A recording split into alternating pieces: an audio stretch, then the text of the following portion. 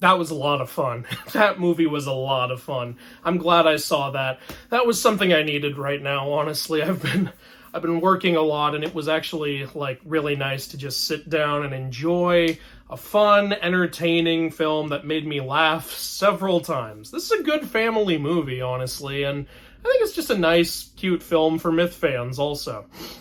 And what I really like about this film is a lot of the comedy really works, honestly. I mean, obviously not every joke lands, but, it made me laugh several times. I think a lot of that has to do with the fact that Jimmy O Yang plays the Monkey King. This is a guy who knows how to be funny. I've seen his stand-up. I like him a lot, so... And I didn't even know going in he was playing the Monkey King. I found that out after, and I was like, oh, that makes sense. So yeah, he does a good job here.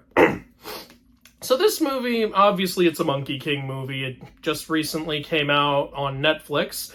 And this takes place from the Monkey King's birth, but ends before the Journey to the West. So it's not that big iconic Journey to the West story. It's just some of the early stages of the Monkey King's life, which I think is refreshing. We've seen the Journey to the West done about 1,000,000 times. It's about to be done again in a video game, and, it's cool to see them just cover the Monkey King's earlier life. And we get to see some nice stuff, like, they actually kind of dive into the dynamic of how, the Monkey King, for anyone who doesn't know, just came out of a rock. He didn't have any family or anything. And they use that as part of his character development, that he wants family, he wants a place to belong, he wants to be loved. And yeah, it works. I think it works really well. I saw, critics gave this movie a really low rating. I don't get it. I don't understand why. I had a lot of fun with this film. And they have a lot of nice little, Easter eggs and, kind of spot-on moments from mythology. When for a lot of people who don't know, the Monkey King actually shot lasers from his eyes right after he was born. So when they showed him being born, I actually said out loud, do the laser eyes, come on. And then they did do that. And, I was very happy to see that. They do take a lot of liberties in this film. It's they take a lot of liberties, but they're still doing a lot of the same story beats, but they are adding in characters, but they're also including, classic characters and making them a lot of fun. It's not a definitive adaptation of the Monkey King story, but I feel like it's a great way to introduce kids to his story. So, you know what I would compare this film to?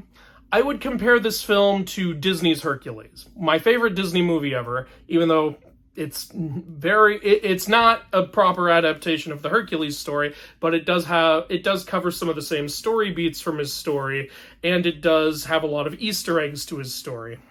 I'd say that's kind of what this is, only this is a lot more accurate than the Hercules story is, but still has a lot of inaccuracies.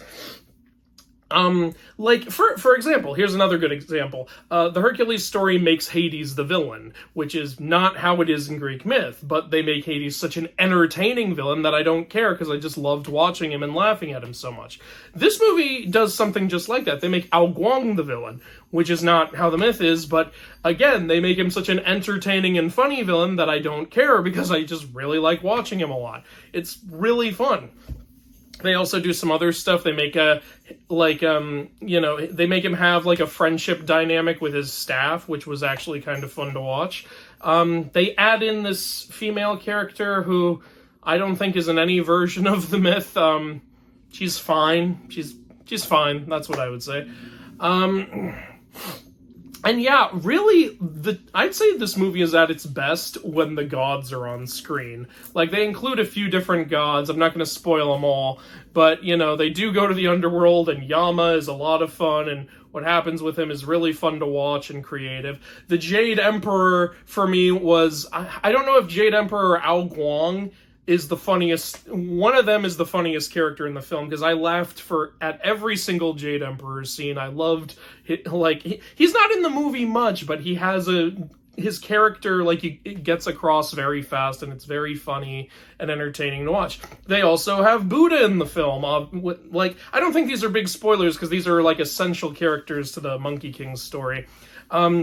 And I really liked how they did Buddha, actually. I think they did him very well. And, like, again, the way they showed him was in a creative, beautiful, nice-to-look-at way. The animation in this film, I think, is really, really good. Like, I think it's really fun when it needs to be fun, and it looks very nice when it needs to look nice. And one of the dogs wants my attention. I'm working right now. Now is not a good time. Later. See, the dogs want to watch the movie now. Every time I talk. But yeah, like, I really enjoyed the film, honestly. The Monkey King's character feels like his character from the myth. He's selfish, he's arrogant, he's, like, mischievous, he's bopping all over the place, he's full of himself, he's prideful, and he makes mistakes because of, like, how boastful and, like, ridiculous he is. And again, I enjoy it. Ao Guang is so much fun.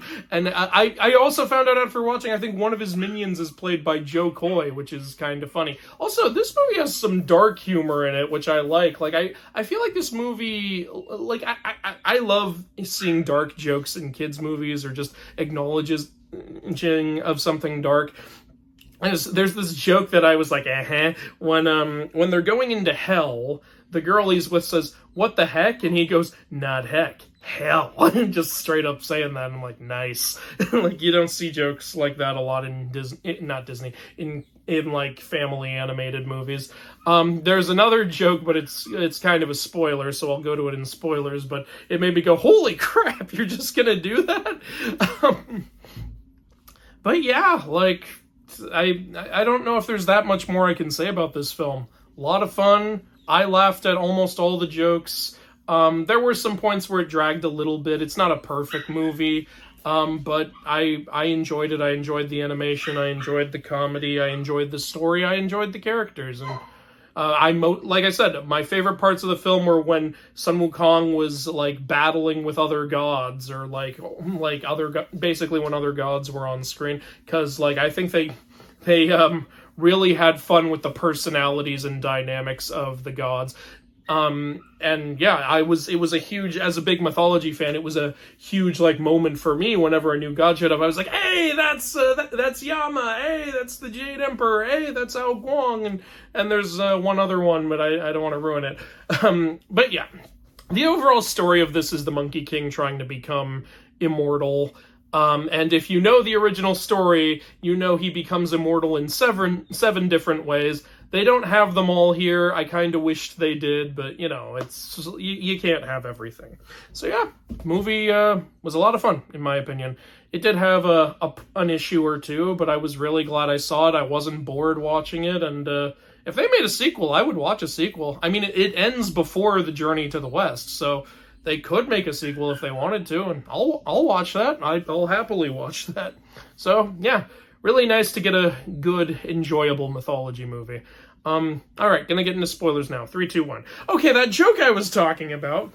There's one point where one of Ao Guang's minions, I don't remember exactly what they said, but he just said something stupid, and Ao Guang just kills the guy. He just grabs him and he eats him. I was just like, whoa! You're just gonna do that? And he's dead. We never see him again. It's like, holy crap. Also, there's a time in the movie, like early in the movie, when the Monkey King is like a little baby, we see the Monkey King accidentally causes, like, this demon to come towards the monkeys, and the demon grabs one of the baby monkeys and leaves with it. And, like, you see that baby's mother, like, oh, where'd my baby go? And I was thinking, okay, I guess the monkey, like, Sun Wukong's gonna go save it, because, like, the demon's behind a waterfall, and that's actually part of the Monkey King's story, is exploring behind that waterfall. So I'm thinking, oh, okay, he's gonna go save that baby. But he doesn't. He goes, like, up, and he spends several years training for a fight. I'm like, oh, okay, I hope that baby's okay still. And then later, the demon shows up and takes another baby, and this time Sun Wukong does go to save it, but we only see that one baby, the new one that's been taken, and also, we find out that the demon is about to eat that baby, so I guess he ate the first baby. I guess that first baby monkey is just dead. Dang, movie, you're mean. Like, But yeah, I mean, yeah, you know, I respect that. I respect that about this film, honestly, and I like that. Also, yeah, like they do this thing in the movie where I guess his powers, almost all of them, come from the staff because he doesn't do his Taoist training in this, which is, I believe, how he got most of his powers in the myth. But he doesn't do that. He just kind of trains himself on a mountain to learn how to do basic fighting. And then I think the rest of his powers come from the staff, because at one point the staff says, by the way, like, you don't hear what the staff says, but you can tell what it's saying by how he reacts with it. The staff basically says, hey, by the way, I just gave you the power to clone yourself. And so he does the clone thing, which is cool to see, but I'm like, so it literally all just comes from the staff, huh? I would have liked a little more if you know, if, like in the myth, we saw him attain all these different powers. We see him, like, get his immortality in the staff and learn how to fight basically, which is cool. But, yeah. Oh, he never does his 72 transformations in this, which I guess I didn't need it, because the movie was still good without it. It's just, you know, that's a pretty iconic Sun Wukong thing. Maybe in a sequel, if they ever do one. There's a scene where he straight up whacks a little kid across the sky. At first I was like, what the hell? It turns out that kid's a demon. But then he goes and hits another kid for seemingly no reason. I guess he's just kind of a dick. The girl he's with, there was one scene, like one little myth Easter egg I really loved when they're in the land of the dead. He said, okay, just act like a dead person. She goes, okay. And then she puts her arms out and starts hopping. I was like, that's Zheng-Shi. She's acting like a Zheng-Shi. I think that, like, I love Zheng-Shi, so that was really cool. For anyone who doesn't know, a Zheng-Shi is like a Chinese undead vampire. Like, they believe that, you know, because the body was stiff, they had to put their arms out like this and hop. And so that was a cute little Easter egg for myth fans. I like that. One of the reasons I say the girl character is just fine is because her story is a liar-revealed story, and that's a cliche I'm kind of tired of. Like, you know exactly what's going to happen as soon as you find out she's lying about who she is. And it's just something we've seen a million freaking times.